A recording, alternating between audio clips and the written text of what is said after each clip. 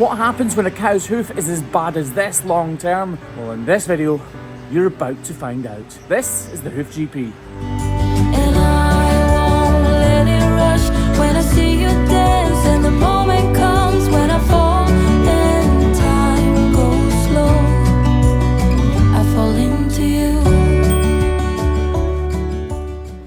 So this cow appeared on the channel first about a year ago.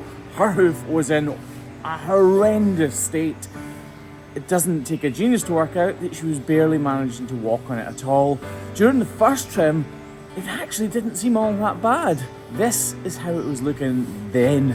But during the second trim, things actually seemed to get a little bit worse, and we had to remove the whole exterior of this wall from her front left foot. The lamina corium were completely exposed. That's what all those little finny things like my fingers are. And she was in a terrible, terrible state. We revisited this cow, and she did get better and better and better and better. But she's back in and she's with the lame cows, so that leads me to think that things are not looking well for this cow. So it is freezing cold here in southwest Scotland.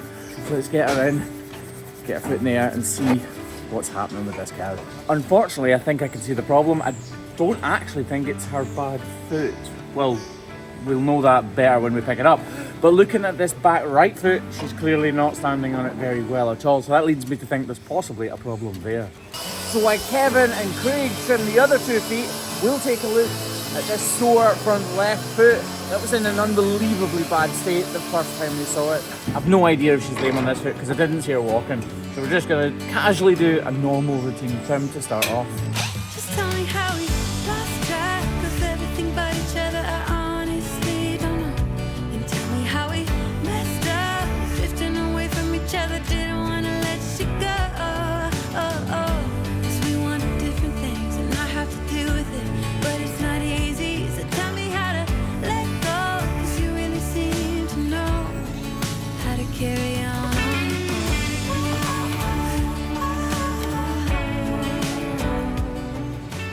So it actually looks like she's got the start of a sole ulcer, which she didn't have before.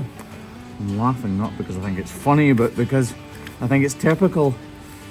Hopefully it'll come to nothing whatsoever. There's one thing for sure though, we're just about to find out. On a sunny day in late July, and everything turned upside down. I almost lost track of time as weeks went by. I couldn't get him off my mind. This is delaminated hoof horn, as we can all see. I want to leave this wall as high as I can because that's the architectural part of her foot. That's the part of the foot that carries the weight, believe it or not. You would think it's the part I'm trimming away at right now. The sole, but it's definitely not. Oh, go away. Oh, it's got a bit of a hole in here. Again, I'm trying to leave that outer part a bit higher. The majority of her weight is going to be taken on this outer or lateral claw now. This one here, because it's the good one. There's nothing wrong with it.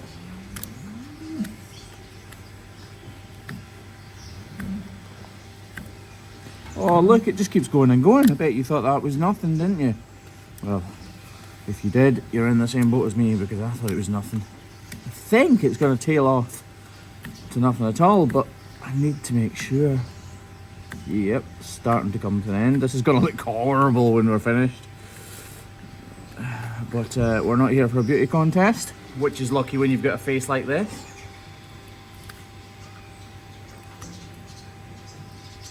Take thin little slithers away from here.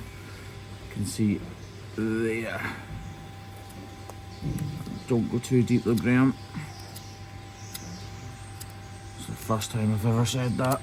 Excuse me, sorry, I tried to keep it inside, but it doesn't always work. She's actually got a bit of a sole fracture now, which is when the layers of hoof horn begin to split apart. They don't actually grow apart like a delaminated sole, they actually split apart from there being too much weight on it. And now I'm trimming here, you can see a different colour coming through. This is translucent hoof horn and it's starting to go black, which tells me this is also coming away. Right, I think what we're going to do is we're going to reduce the height of this using the grinder. We're going to take all of this away, then we're going to make sure this is good enough to take a block. and you take it from there. Lost track of everything but each other. I honestly don't know. Don't tell me how we messed up, drifting away from each other. Didn't wanna let you go.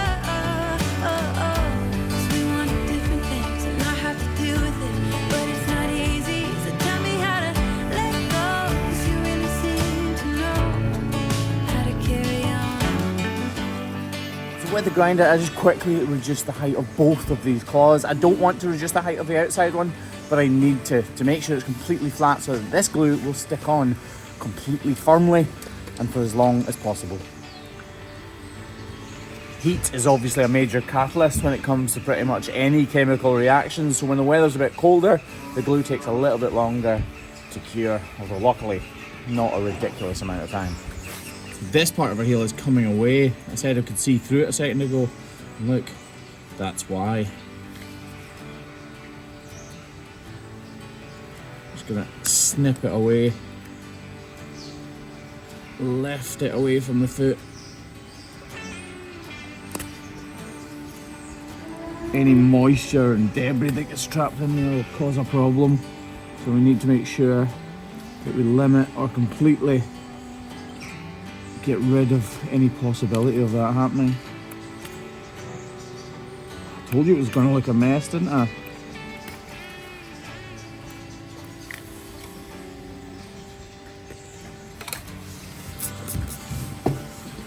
And with that, this problem is not going to be a problem whatsoever. I don't think she is sore in this foot. Maybe slightly. Uncomfortable, not sore. But she definitely would have been had we not intervened at this stage. Just snip off that last little bit. Lovely. That block will just make sure that she doesn't go lame on that foot, but I think she is on this back right foot. So as I start to grind away, you can see that outer claw is much larger than the inner claw. And that's partly because it's growing slightly quicker because there's more blood flow to the area because it's sore, but also partly because it's not wearing as much.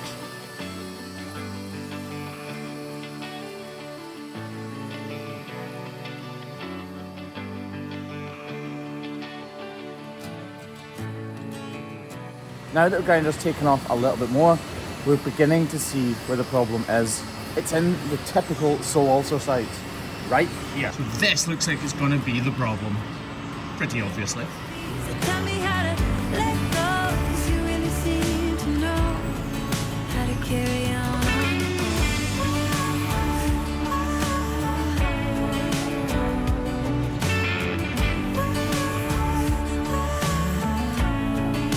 Need a block, please, kid.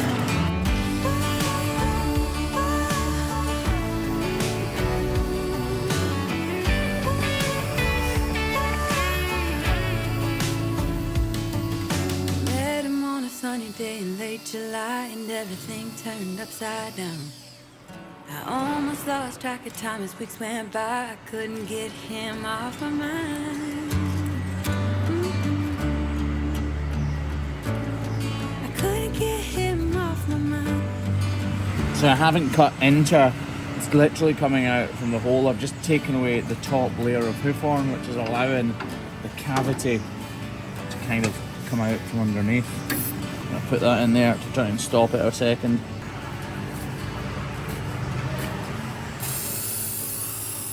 So there you have it. A very small but significant ulcer which is causing her pain on this back right foot now. Front left foot is looking really good. It's still got that slight issue, so it'll be interesting to see how she walks when she gets out of here. I think she's going to be showing a bit of pain in this back right foot, but the block should sort that out in a matter of days. Cows like this are the reason you need to revisit cows that have had a problem. You see, when they've had a problem, they need to regrow hoof horn in that area, and it almost is like scar tissue. A scar doesn't sit flat with your skin, does it? It sits raised up, and that's exactly what happens with a cow's hoof. When there's a problem right down the white line, like this was for her, then the inside of the hoof repairs, but it doesn't repair smoothly. There's a jagged bit sticking into the corium of the cow's hoof, so she's always liable to go lame again on that foot. Plus, if she has been sore on that, she's going to be putting extra pressure on all the other feet, and that's exactly what's happened in this cow's case.